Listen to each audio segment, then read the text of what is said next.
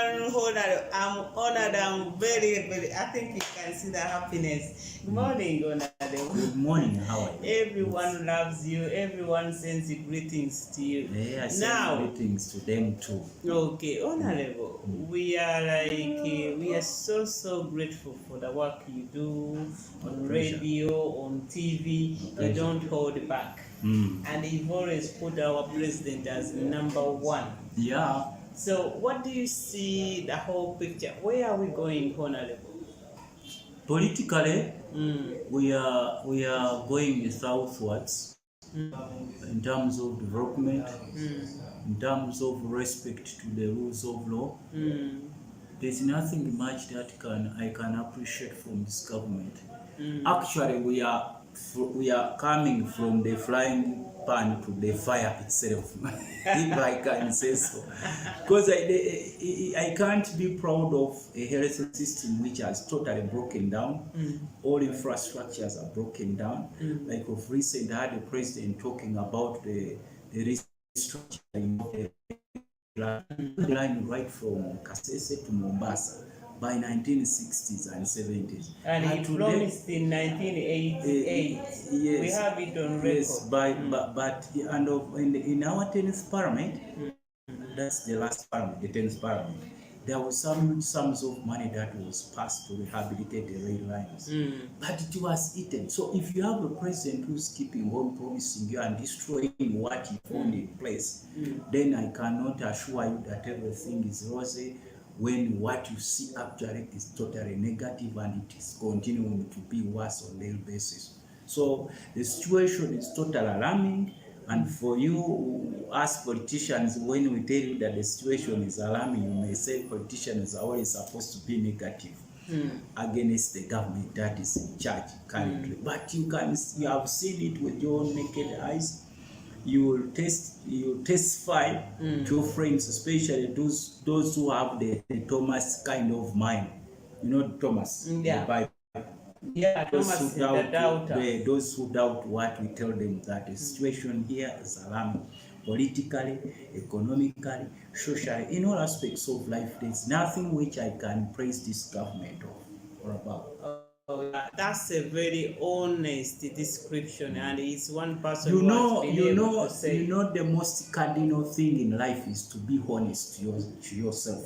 Okay. If you are not honest, that's why whenever Mr. Museveni talks to the nation or to our countrymen, he's always giving you some false hopes. Like yesterday, I had him talking about with people. You know, in development in life has 3 stages.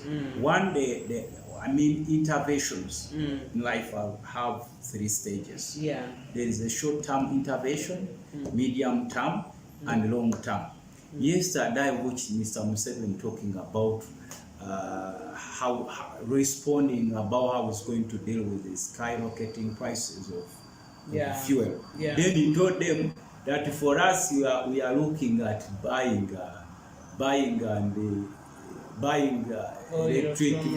electric vehicles. Then that's a long term. Even people produce electric vehicles have not yet had it as a short-term solution to the skyrocketing prices of fuel. At least they look for those countries which have enough oil, such that at least they can part with it as government tries to find other solutions. But for him, he convinced Ugandans that now, for us, even we have Chira, car manufacturing, and Ugandans cannot differentiate between manufacturing and assembling, because most of the countrymen have big offices that can make vehicles. This is called assembling, not manufacturing. Okay. Personally, a country which cannot even manufacture a needle which are used not even to speak.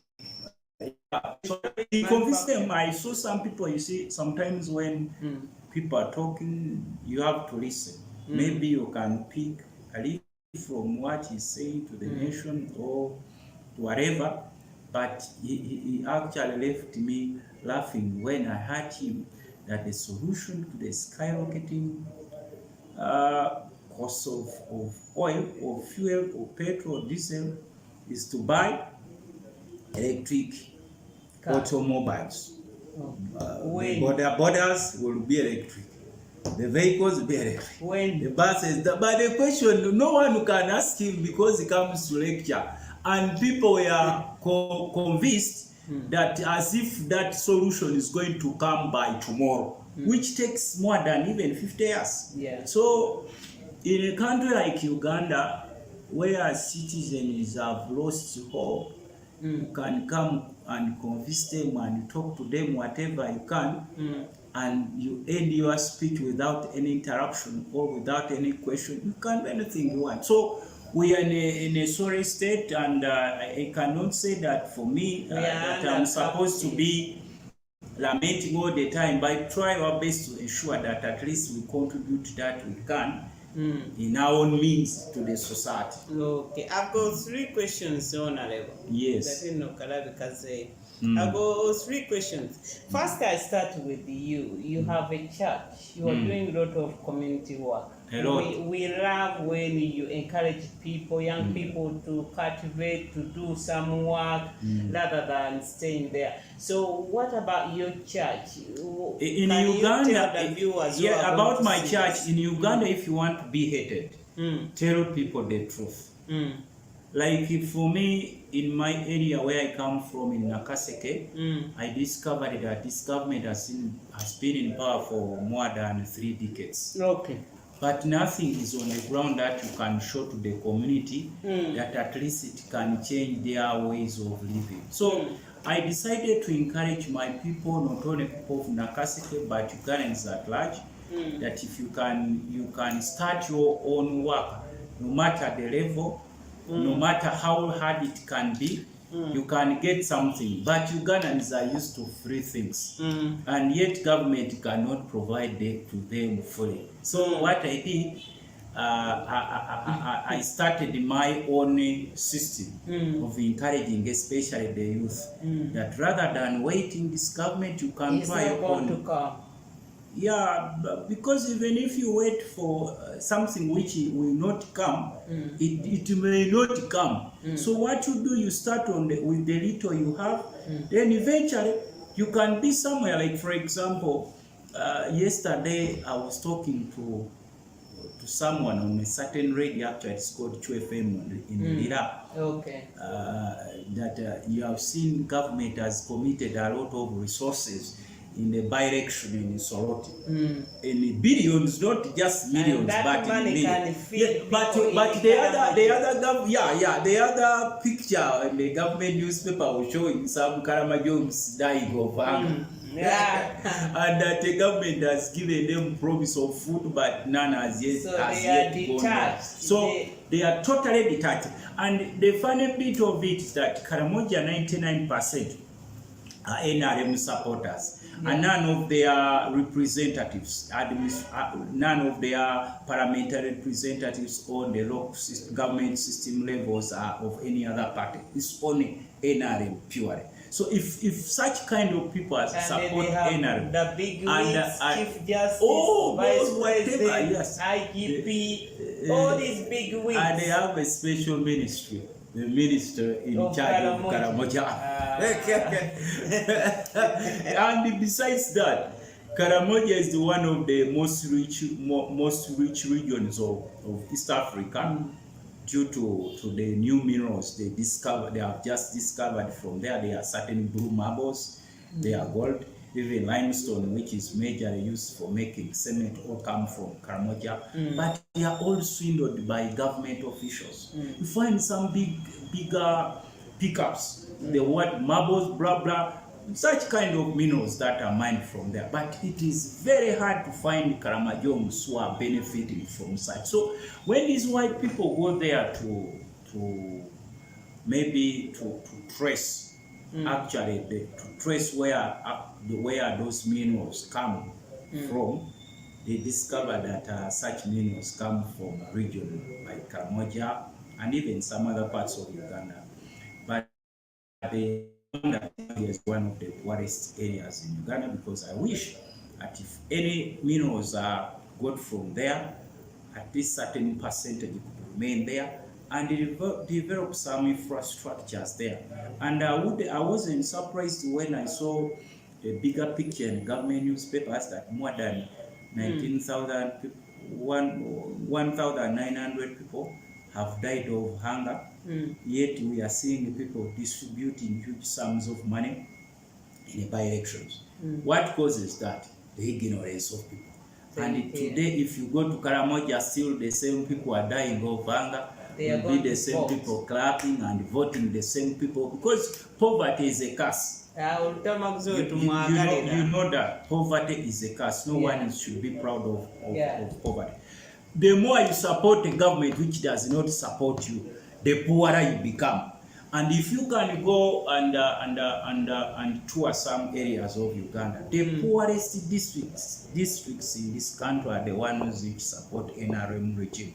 But the ones which are a bit well off, they don't want even to hear the word NRM. So, as the saying goes, let the Karamajongs be where they are. They will find us. We have gone. For us as politicians of this generation, we cannot leave our brothers in Karamoja behind, because Karamajongs are Ugandans. And the issue of hunger in Karamoja is not for the Karamajongs. The issue of hunger in Karamoja is an issue of Uganda. So I wish we could add up all our energies and focus to how we can help Karamoja, because Karamoja is not alone. There are other areas where people are dying of hunger, but some of them die secretly because no one can report about them, and there is some kind of censure in the media here, and all compromise. Some media here have been compromised. You can hardly get the truth from the ground, and if the truth comes, it has to be stiff, such that they only put something there which is in the interest of the regime. Okay, Honorable, your appeal for the church you are building, your community. Yes. Because I'm going to tell people about your you know, you need help. I needed some help. I am building my church, my village church. They want in construction materials. Yes, I want construction materials like cement, iron sheets, whatever. Anything, you know. How far have you gone with the building? I have not gone very far, because when I made some appeal some time back, the response was limited, and I came to understand because of the COVID challenges. COVID left so many people hopeless, so many people. Where is the church? It is in my area in Nakaseke. Nakaseke. I'm going there. So some of our colleagues who may wish, it's a wish, because you are not making that contribution to me as Lutamaguzi. I have done my best. You know, when you're a leader, you have so many issues to solve in the community. It may not only about the church, but even other issues. So I try to put what I can, all that which I have, at least in hope that maybe some of my friends, maybe in Uganda or outside Uganda, can give me a hand, and slowly but sure we will complete the church. Oh, thank you so much. So I've got two other questions. The second is about Museveni said he's going to diffuse people in diaspora, and people, they fear that. People, they've now gone bonkers. They've gone hiding again. We fear for that. And yet they are coming to diaspora to engage with diaspora, but we don't have our rights to vote. Visas, we are paying visas.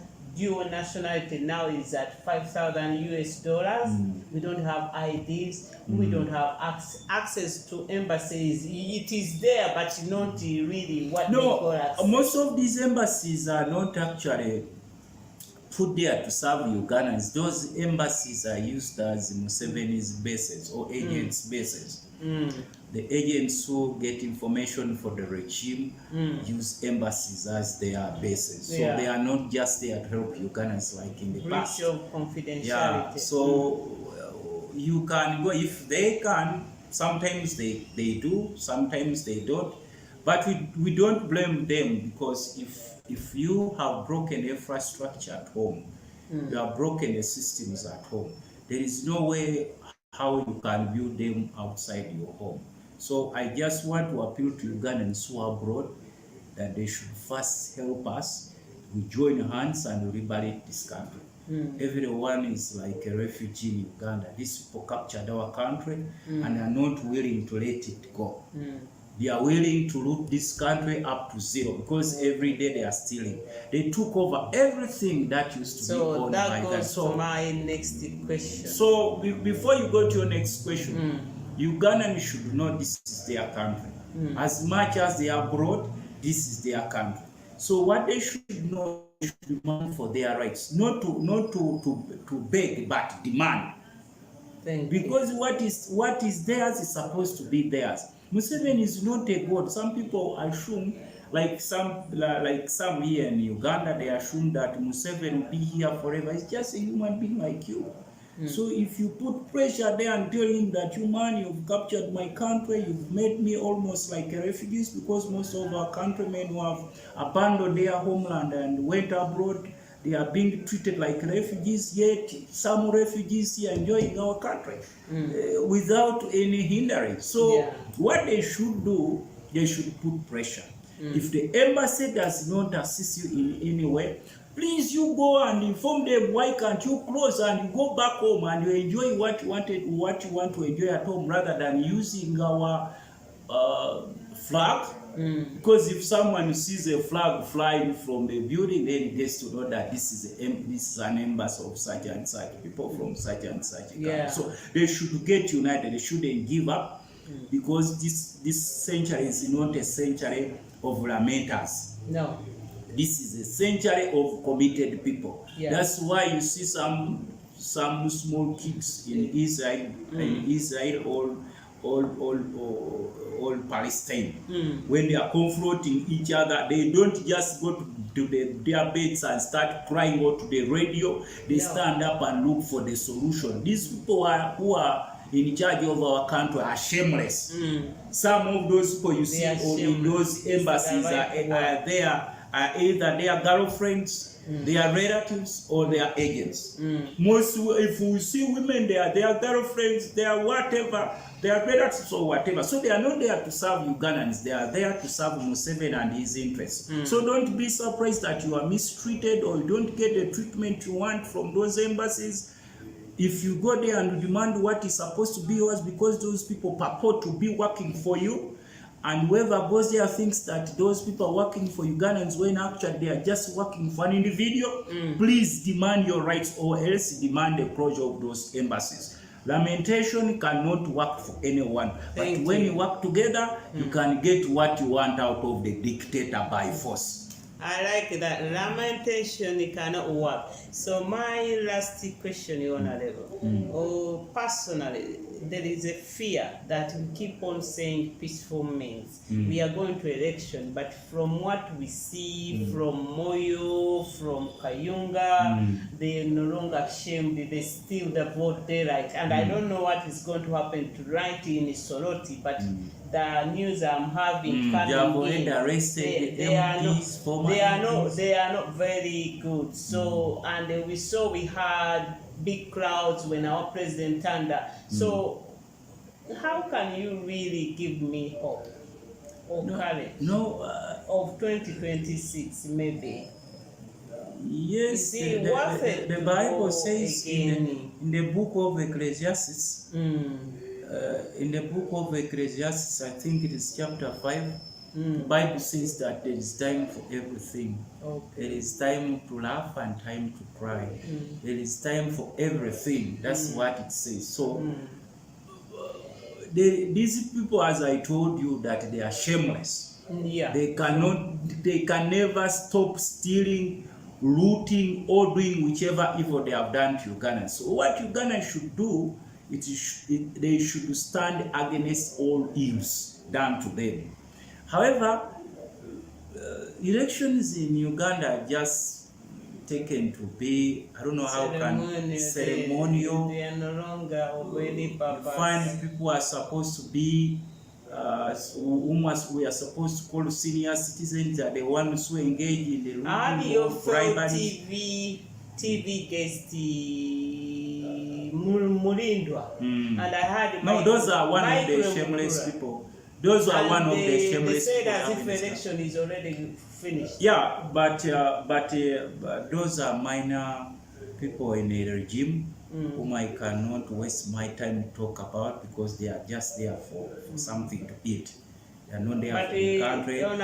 But you should know. We are desperate for change. Yes, you are desperate for change, but change cannot come by itself. Change comes from committed people. Yes. No matter the number, it doesn't mean that you should have millions of people and such kind of shameless people. You can always have them. Even during the time of Jesus, they were there. They could talk and do whatever, but not the population ignored them. So what we should do, the elections are coming.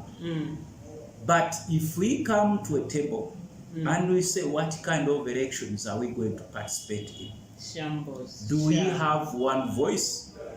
Because you should know these people are taking this country as their company. Yeah. Uganda is no longer a sovereign state where everyone enjoys their rights and privileges. So they have changed our rights into privileges. You sit on the table, yes. We sit on the table as countrymen. There are those who purport to be countrymen, especially there are refugees who came here with the purpose of looting this country, and they are purport to be Ugandans. And they are the ones in charge of all institutions of Uganda. But again, there are people who are the indigenous people here, and they are committed refugees who are here to save this country. Because not every refugee is bad, but there are those who are committed to seeing peaceful transfer. But what you should forget about is Museveni handling power peacefully. You should have learned from what has been doing over a period of time. He changed the constitution, age limit, term limits, and it doesn't. And they are going to change. Yeah, and he's about to change. He wants to go to parliamentary system. As a UK system. Yeah, where MPs voted there. The president. And he knows that he has the machinery to steal votes for his candidates all over the country. He has the machinery to coerce whoever will stand against all those ills. He has the machinery even in the courts of law where you can run to. He has the machinery in electoral commission. He has the machinery in the army, because in the army we have a cocoon that believes in Museveni as their godfather. And they are given special training. They don't know anyone else apart from Museveni. They are given special weapons. They are given special training. They are given special allowances. That cocoon. Not every soldier earns equally with the other soldier in the same ranks. There is a cocoon of soldiers who take Museveni to be their godfather, and they are ready to die for him and his family. So if you think that you can get justice from NRM regime, that there will be an election where people will exercise their rights fully, that's what we call daydreaming. It's like royaring. What can we do? For me, I'm back to that point when you see we sit our leaders, you say we are going in a sham election. Is it feasible to go? No, you can't sit with the people, but the most challenging aspect in lives of Ugandans is hypocrisy. You imagine Mao was part of the people who sat on the table with Kyagulanyi Ssentamu, and they had all their secret share, because you cannot get power alone. You need to have a team, and you see how you can steer your knowledge into power, all your aspirations into power. You cannot just get power alone. Imagine you had Norbert Mao as one of your champions at the table, planning how you can get power, not knowing that he's somehow greedy. The following day could be selling. But he was already in yes, we have so many of them, but you cannot just pick them out because they have a lot of influence and some have a lot of resources. One of the challenges Museveni has done to us as politicians in this country is to make people poor. Is to make people poor. Yet he has the resources. So there are those people who are not willing to circumvent through challenges of poverty. Yeah. They can easily sell their bodies and souls quickly to the man and sell the secrets. And His Excellency Robert Kyagulanyi wrote a statement in the social media which I read of recent, that time has come where we used to have people following leaders, but Yeah. time has come where yes, we said there used to be. It is now people who are going to lead the politician. That's absolutely right. Thank you. Because so because most of, and I wanted to look for him and thank him for that statement. Many might have access to him. Yes, I do, but I said I've been busy. I wanted to have a one-to-one and thank him, but I always do have some access to him. You definitely. But what I wanted to say is that most of the politicians we have in this country today are money-minded. So much money, material-minded. Motivated. Someone can sell his mind just because of the vehicle, just because of the house, just because of petty money. And when Museveni gives them such interest, and the following day he loses trust. It is as if they not from the buyer alone, because the buyer just uses you and dumps you, but even from the public. That's why you see Museveni has committed much of his energy to ensure that the nation is as poor as possible. Yes. Because he said that the rich are ungovernable. That is one of his first statements he made, that the rich are ungovernable. Make people poor, deny them resources, deny them their rights. Like, for example, today we have buildings, not hospitals. You can have a building and you call it a hospital. But when you go there, it's only the private wings in the government hospitals which have drugs, meaning that you have to buy the drugs. Yet we pass money as parliament for buying drugs.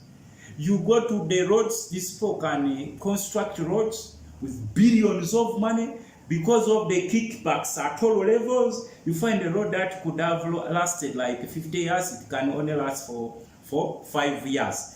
Then those who are supposed to monitor and give evaluation of the road are also given kickbacks. That's why you've seen almost every institution, every infrastructure in this country has collapsed. And every Ugandan wakes up in the morning and asks him or herself, that how have we reached here, to the extent that we don't have drugs in the hospitals, the infrastructure are dead, education system has been intentionally killed.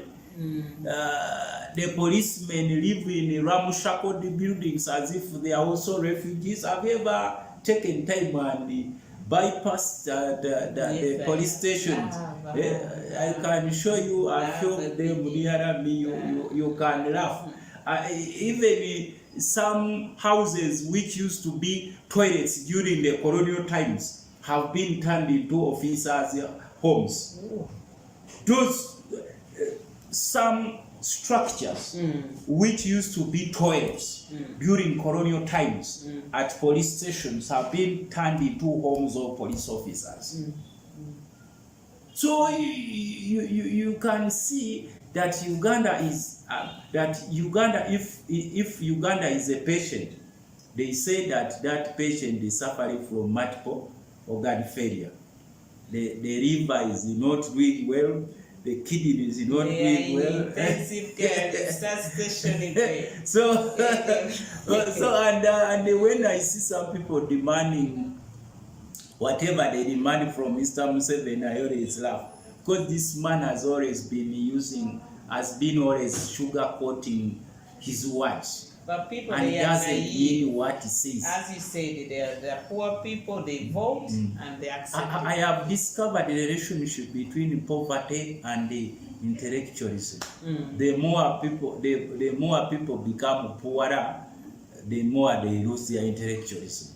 That's why in our villages, when it comes times of voting, elections, you see someone being given 5,000, which cannot even buy a kilogram of meat, because in my village, a kilogram of meat is 15,000 kilogram of meat. But during general elections, someone is given 5,000, which cannot buy a kilogram of meat, and votes the man and just be given a T-shirt and forgets about the health system, broken health system, forgets about infrastructure, forgets about the dead education system, forgets about the dead agricultural system, because these people have invested trillions of money in agriculture, but there is nothing tangible that you can see on the ground. Look at a smaller area like Karamoja.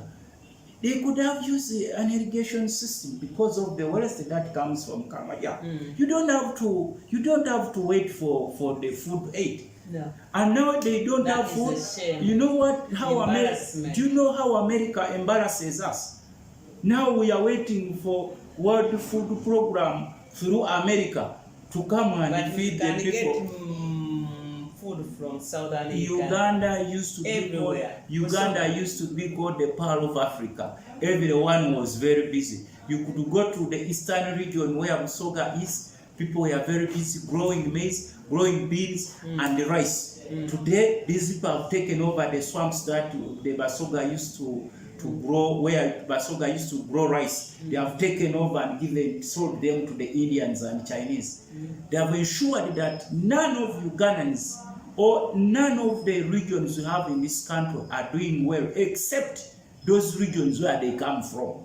They don't go and challenge them. The Bateso people in eastern Uganda used to have a lot of cattle, but they were stolen under the disguise of this so-called created wars, artificially created wars there that we have Rakwena.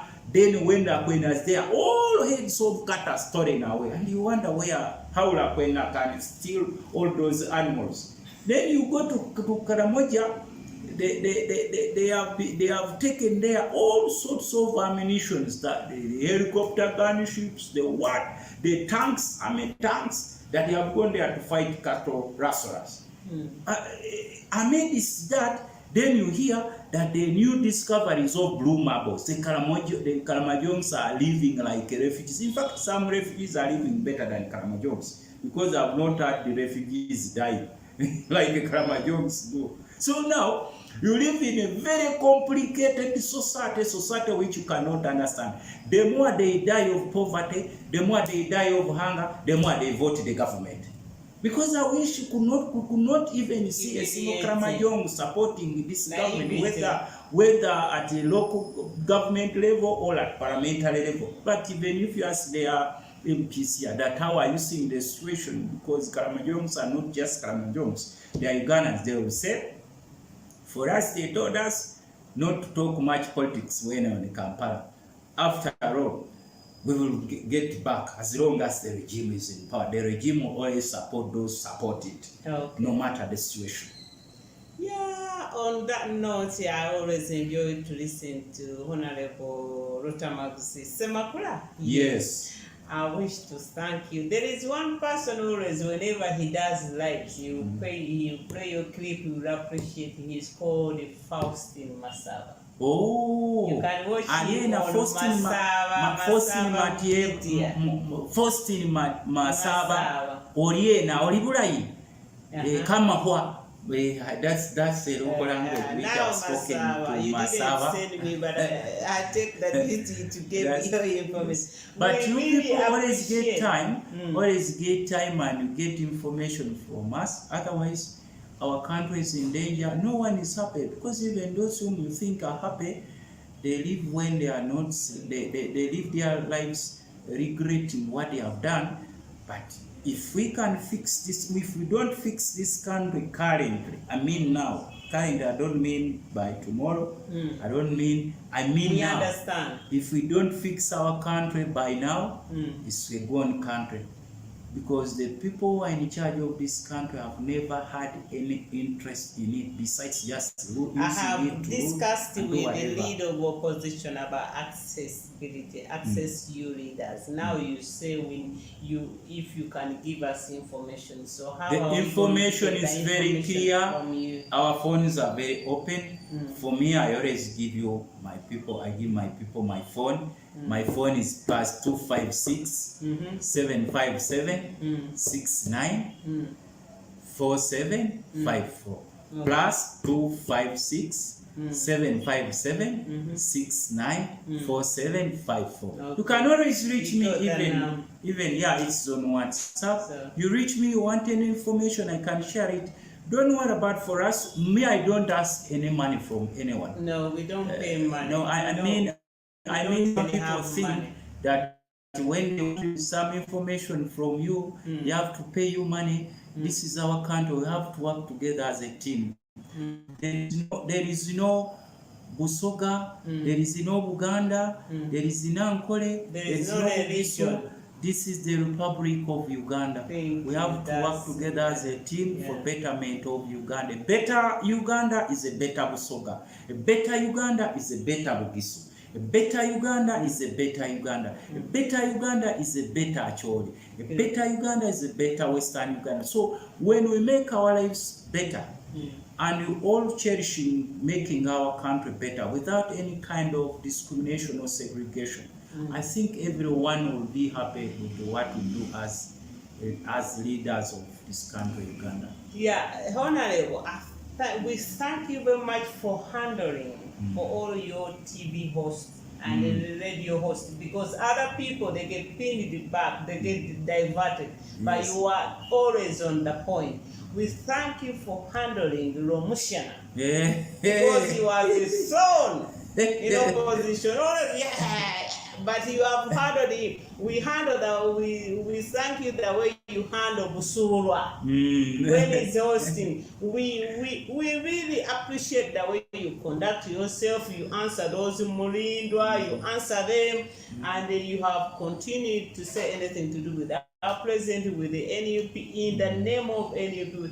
We really appreciate. We shall always endeavor to do our best as long as other people, they appear on TV, on radio, and they get diverted, and then they say, you cannot say that. But for me, if I wanted even to be a minister in this regime, I've been contacted several times. But what I told Mr. Museveni, you can, even if I become your minister, there's nothing I can change in this country.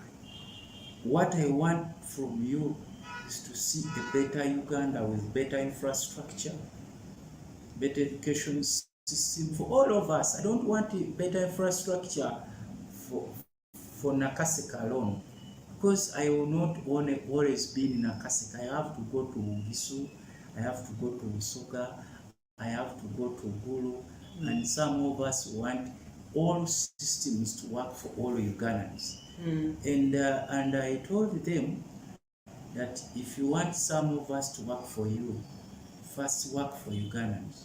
What you work for Ugandans will be a reflection of who you are. Because the Bible says that you shall see them by their fruits. The fruits of these people are evil, 100% evil.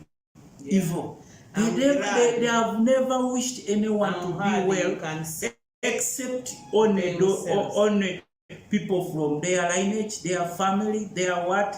They have created the cocoon of themselves, that they are the ones to get juicy jobs. They are the ones to have the best of the best. They are the ones to enjoy the best of the best for Ugandans. So when they are rooting, they root on behalf of Uganda. They are the ones to get the best health systems. And even if the policy, his son graduated in Cardiff University. Yes, he did, because it's part of them, and I can't blame. That confirms what you just said. Yes, I can't blame him, because so many Ugandans are sleeping.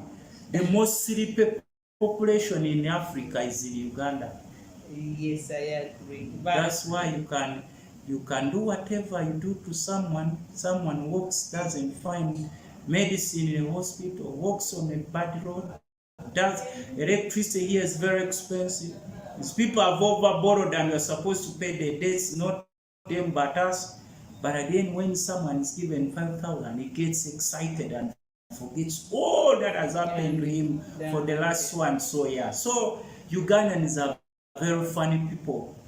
You see them in the morning crying, in the afternoon crying, but the evening when there is something where these people are going to share, they call them and give them just a bottle of soda can change someone's mind. So we try to talk to them, we try to change their minds, we try to show them the truth, but the Bible says they shall know the truth, and the truth shall set them free. free. Yeah. Yeah, thank you. On that note, I thank my honorable. I'm gonna speak to him off that camera. I will meet him again. And thanks for your audience. You're gonna watch this video. It's unknown. I'm so happy, so pleased. It's people. Power, our power. LUP everywhere. LUP. Salute. Honorable, thanks so much for your time. Right now, I'm going back to the committee. Committee mbade muyache. I'm the vice chairperson, local and park. We have